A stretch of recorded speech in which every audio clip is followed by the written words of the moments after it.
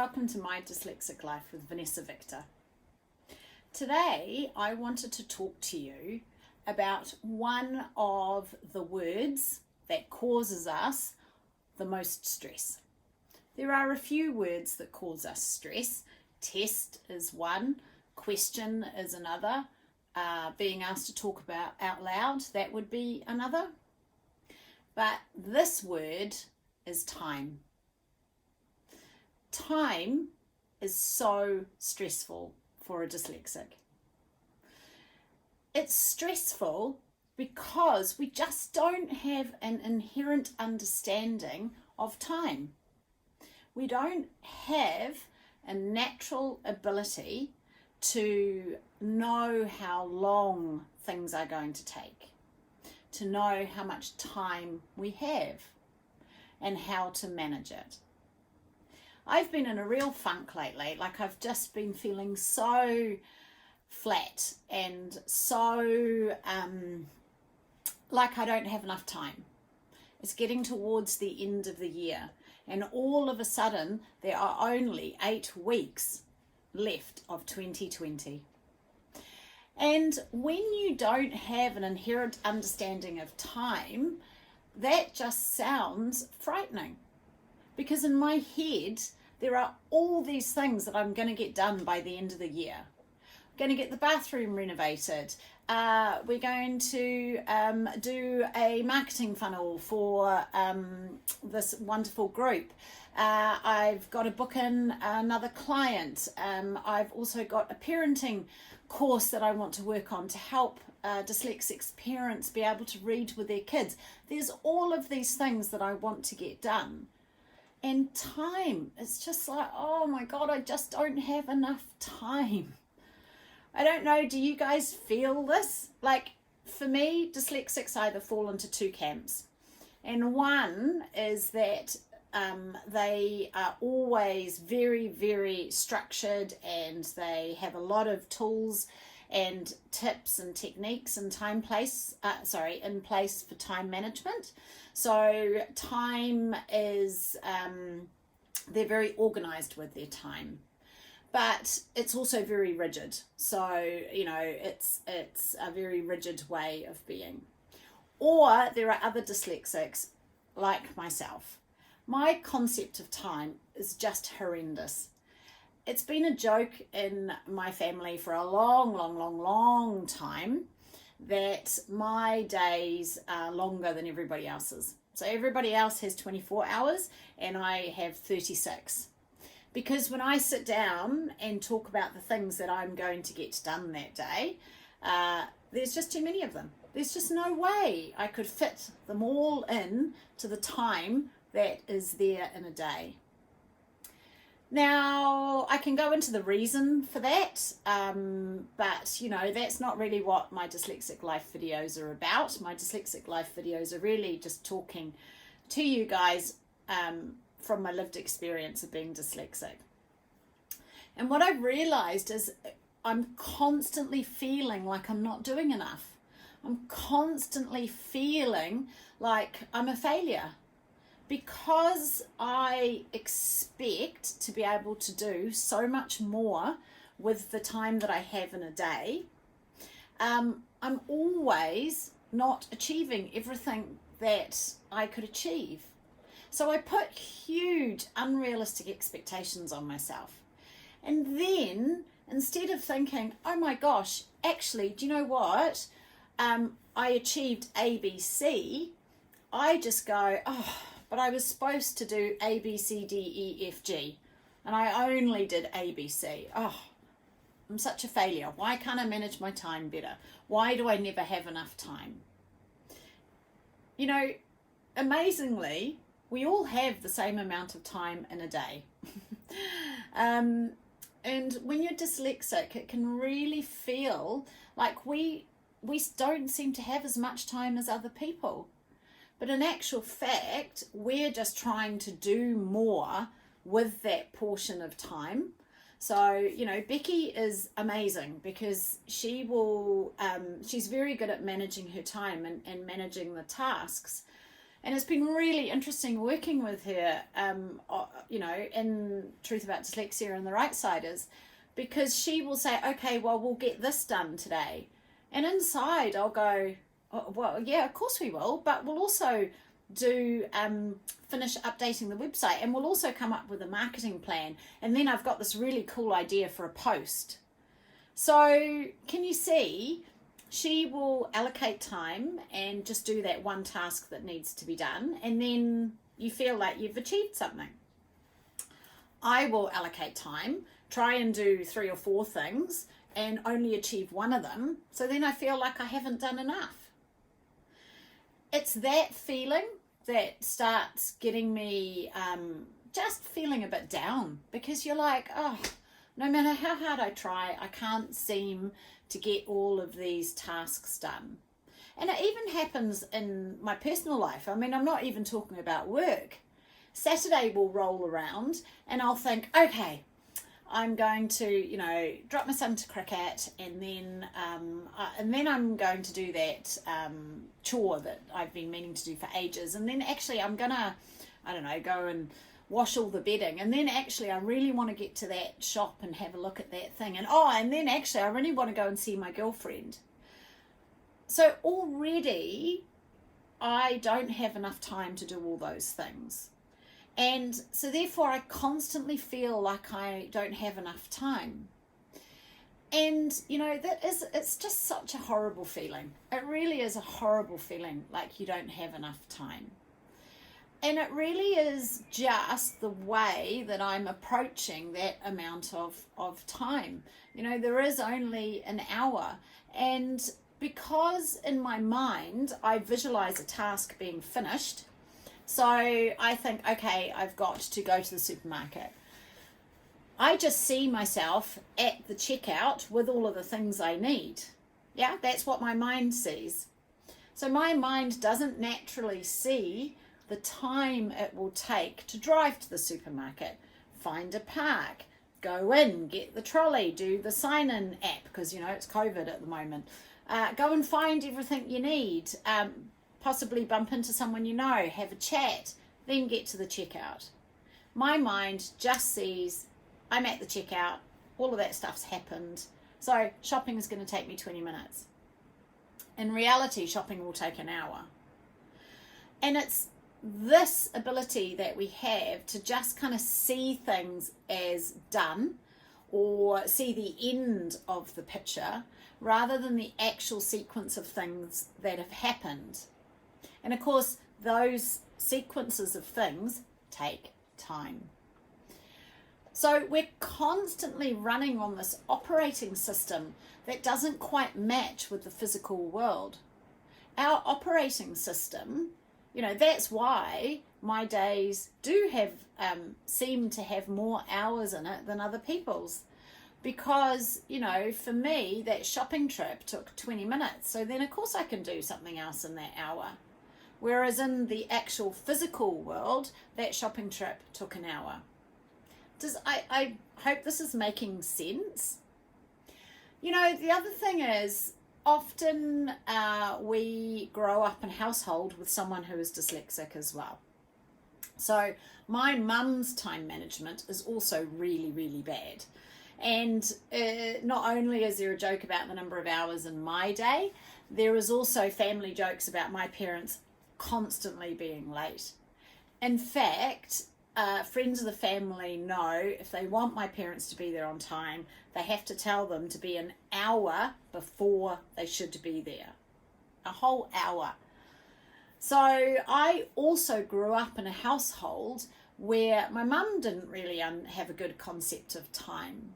So I didn't really learn that time is, there's only a certain amount, and to do things slowly. And by I don't mean you have to do things like at a snail's pace. I just mean that when you understand how much time you have, you're not rushing all the time, because you work out what is a realistic amount of things that you can do, and then you can do them at a more even and measured pace. Whereas I grew up in a house where we were always running around like headless chickens because we were always running out of time. So sometimes you've grown up in that household, and so you didn't get a good sense of time from your parents. You know, the other thing that happens is because we go off into our own world in our heads so often, and we do that to entertain ourselves. We do that to problem solve, and we do that when we're being creative. But it is also our solution for boredom or confusion. So in school, when we got bored or confused, we would go off into our imagination. And then in our imagination, there's no concept of time.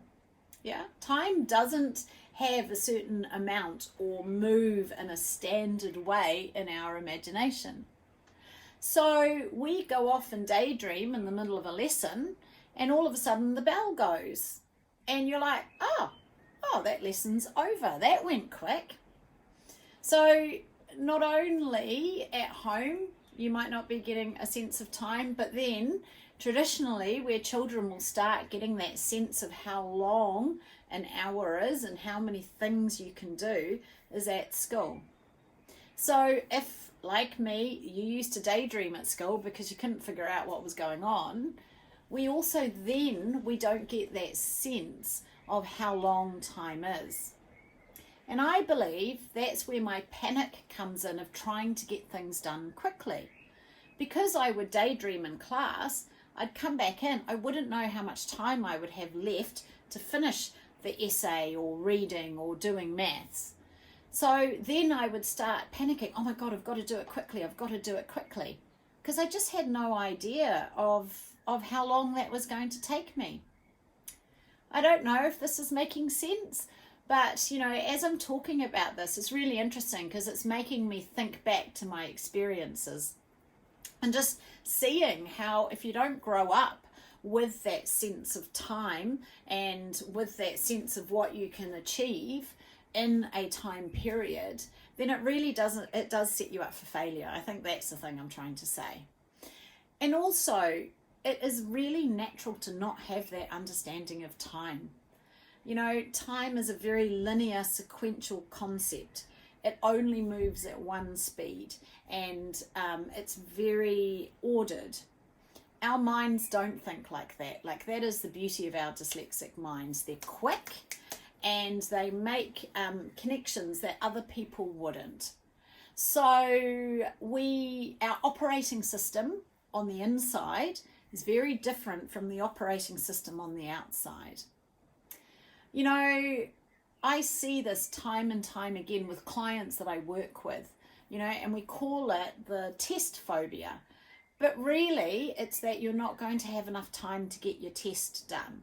And then you start worrying and you start looking around and everybody else seems to be able to do it. And for you, you just don't know how much time you're going to have. So you start getting stressed and anxious. I don't know if any of you remember that feeling. I'm sure you do. We get that with everything. How much time do you have? How many things are you going to get done on your to-do list in your day? If we are constantly trying to chase the fact that we are doing too many things on our list, we are always going to run out of time.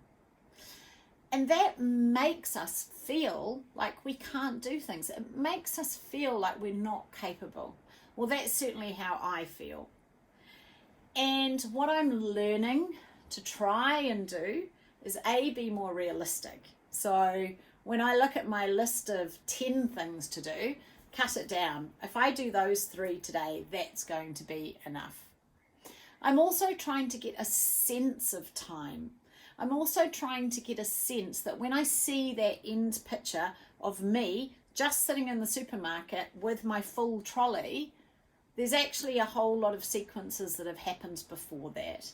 And those sequences take time. When I see meeting someone in town, you know, I don't see the journey into town. I don't see the time it takes to find a car park.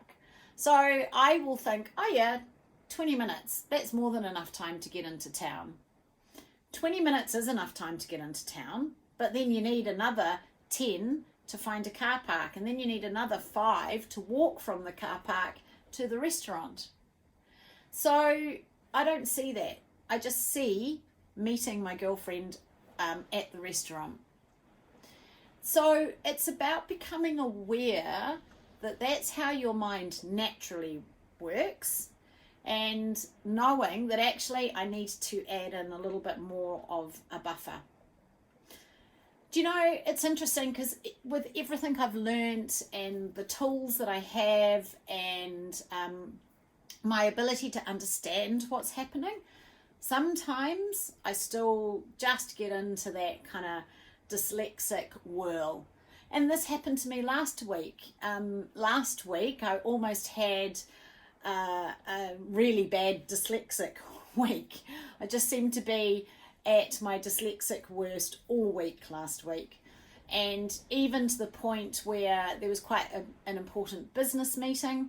I'd had a meeting with a client. I was over the other side of town, and I just didn't factor in that I would have to drive across Auckland at kind of 4 o'clock, which is starting to get into rush hour. And I was like quarter of an hour, 20 minutes late for this really important business meeting.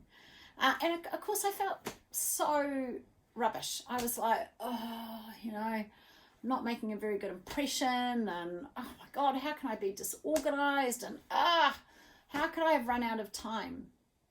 So, even with everything that I know, and even the understanding, and even being able to realize why I do these things, I still have dyslexic moments. At the end of the day, I am dyslexic. So time is always going to be something that doesn't come naturally to me.